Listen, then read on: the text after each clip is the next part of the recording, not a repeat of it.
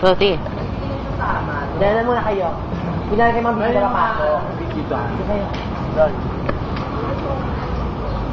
Go, 1, 2, and 3. Sa magandang umaga, kapuso. Sa inyong lahat, aming mga kapamilya. Magandang umaga po sa inyong lahat. Narito po tayo lang sa YouTube Institute na sa atin. Manutunghayan po natin Ang seminar ng ating mga estudyante galing sa iba't ibang paaralan.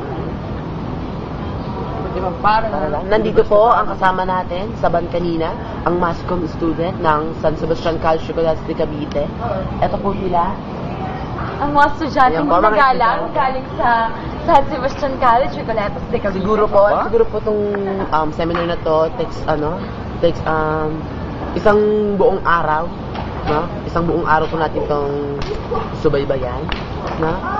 Atin pong kapayan namin ang isa sa mga Mga estudyante. Tatlo sa mga galing sa San Sebastian College College de Chocolate de Cavite. Cavite. Magandang umaga mga Magandang umaga. Mga ano?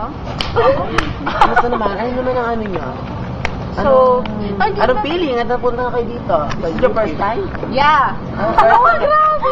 First time po nila nakapunta dito. Sa UPP. Ano naman na itong halong nyo ngayon? Ang laki pala rin. Ang laki pala ng pulot Ang laki. Talaga, ako rin nabighani rin ako kahit matagal ako napunta dito. Ang laki-laki. Alam mo ba, Tatapos ka dito, tatapos ka doon. sa araw-araw kong nag-aaral dito, ako yung natutuwa. Kung marami na... Halika na daw. Hindi na tama ako eh. Dito ako nag-aaral. Nanalo daw ako ng Best Social Awareness Program sa Asian TV Awards. Pumunta ako ng Singapore. Tinagap ko yung award. Pag-uwi ko sa Pilipinas, nakareceive ako ng tawag. Namatay na daw si Jeremy. After a few more months, sumali ako sa Extra Challenge. Kasama si Jiggy Banikan. Nanalo kami ng tig 1 million pesos. Sabi ko sa sarili ko, yung 1% ng perang ito, 200,000 pesos, ay gagamitin ko para mag-feeding program doon sa Mercedes Camarines Norte para maisalba yung buhay ng natitira pang bata si Julian.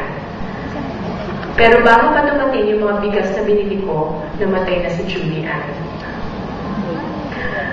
Gusto ko na mag-resign nun. Kasi sabi ko sa sarili ko, anong saysay ng magiging mamamahayag kung hindi ka naman makakapagsalba ng buhay ng mga bata? Pero na-realize ko na hindi lang naman 3 bata ang malnourished sa bansang ito. 4 sa bawat 10 batang Pilipino, edad 0 to 5 ang malnourished. Hindi lang 3 bata. So, naisip ko, kung magre-resign ako, baka wala akong magawa. Pero kung ipagpapatuloy ko yung trabaho ko at gagamitin kong inspirasyon si Angela, Julian at Jeremy, baka, fingers crossed, mas marami akong batang matulungan katulad mo.